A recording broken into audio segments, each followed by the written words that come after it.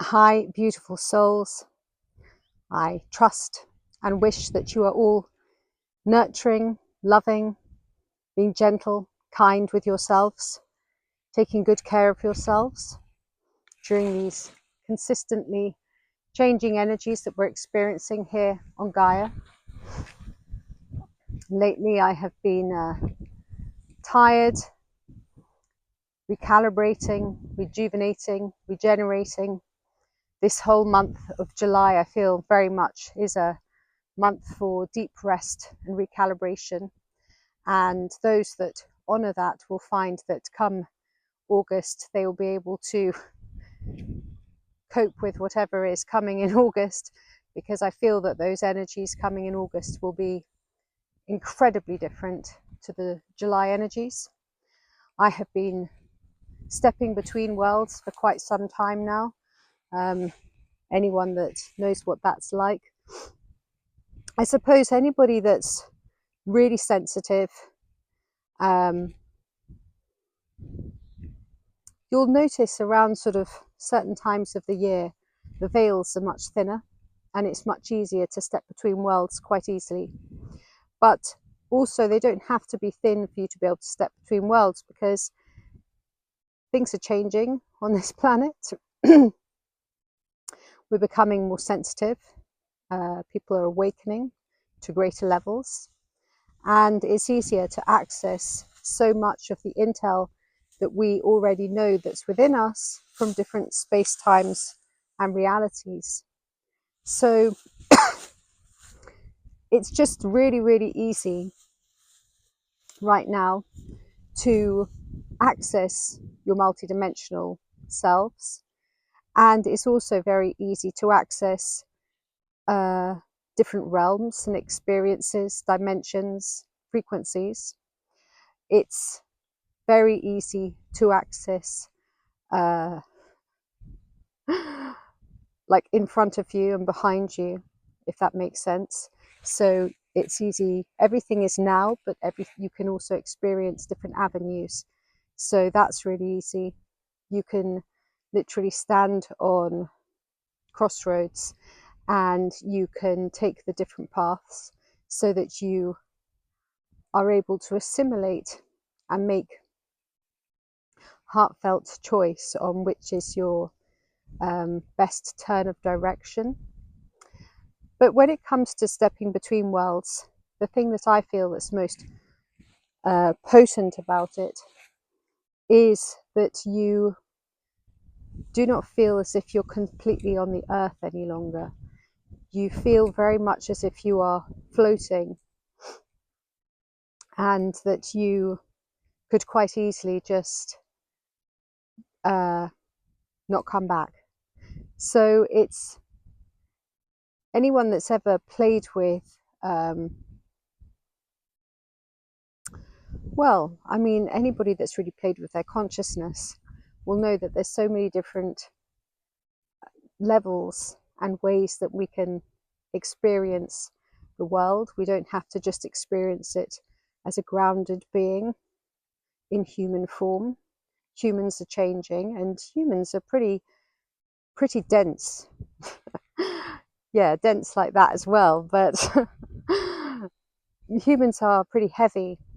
And as we're lightening up, well, we get to choose what kind of expression we wish to experience.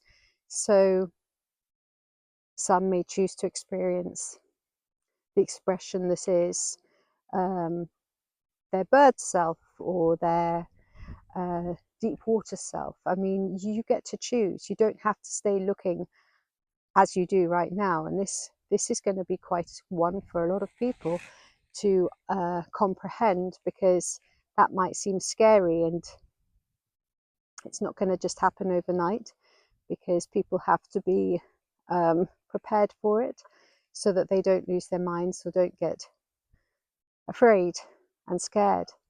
But the work that I do with a group of like-minded sisters is that we are birthing a lot of this new into the world for others then to pick up and run with when that moment arises for them to do so. So it's exciting times, but it's also interesting because whilst we are infinite beings and we're constantly re-emerging as new expressions, so that we can experience something new and fresh, although often it's not new and fresh, it's just that we have forgotten that we've already experienced it, but we just learn it on another level and recreate as we play with it. But walking between worlds is kind of like a stream of stories. It's like walking in parable land, in fable land. It reminds me very much of when I first gave up meat. A very long time ago, I was sitting at my desk in Brighton, and I was contemplating, gosh, I wonder if I could actually give up meat. I mean, at that point, I hadn't eaten pork for such a long time because I'd had a kind of like another fable about pork and pigs, and I'd given it up about 10 years previous to giving up to all other meats. But I had this parable that happened, and it unfolded right between my field of vision, coming from my eyes and my third eye at the same time in my heart. And I was like, I wonder if I could, just give it all up, give up meat. And then I saw this duck, this cow, and this sheep all appear in front of me and saying, is it not enough that I create wool to clothe you, that you must eat my flesh? And I was like, goodness, is it not enough that I can't remember now, it's such a long time ago. It was, I went vegetarian first. Is it not enough for me to lay eggs, that you must eat my flesh? And then is it not enough for me to produce milk, that you must eat my flesh? This was the parable at that time. And it was like all in sepia. This colour was sepia. And I was like, wow, gosh, that's quite strong. And I instantly gave up meat. I became a vegetarian. And then after 10 years of being a vegetarian, I went vegan. But it was really interesting how it unfolded. And this is what happens at the moment for me, is that I just constantly have like streams of like these little parables and fables that play out. And it's all really very beautiful and all really very creative.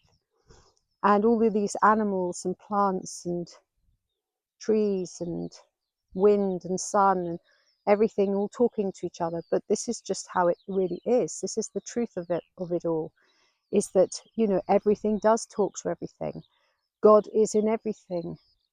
God is in everything. And there are so many overlays on everything, and overlays separate. Whereas if you just come back to the essence and see that God is actually in everything, and that we are God, everything is God, then everything becomes much simpler and purer and lighter. And in that lightness, you do feel as if you are floating in an angelic way, in a pure way, in a loving way. So whilst I'm floating around, existing between worlds, there is an element of me that wonders, well, especially given some of the dreams I've had lately, whether I'm making my preparations for departure, and I feel as if I'm not ready yet. But nobody really always knows. Well, I say nobody really knows. Actually, a lot of people do know. A lot of people can just decide, all right, well, now is the time, and just leave. Maybe I'll do that. Maybe I'll be able to know that. I don't know. I've never met anybody that's done that, because of course, once they've gone, they've gone. But you do hear of it. Certainly when the Chinese invaded Tibet, many of the lamas just left their physical bodies and just departed there and then. So it's possible. You might wonder what this talk is all about. And I would say it's exploration, to explore the what's coming up for us, to open our heart and allow what's coming up or what presents in front of us to unfold in a peaceful, loving way, accepting all the aspects and parts of what we're experiencing, not denying ourselves of anything, not denying our experience, not rejecting our experience, not pushing it away, not suppressing it, seeing it for all of its facets, seeing it for its beauty, seeing the truth, seeing truth in everything that's coming to light, allowing more light, allowing more light, allowing more light, and just being peaceful with it all.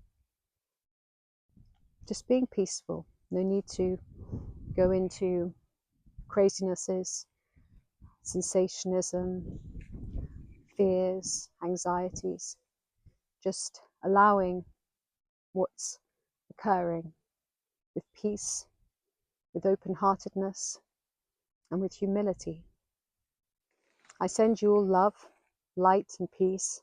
My name's Zaza. Like and subscribe if you feel called to do so.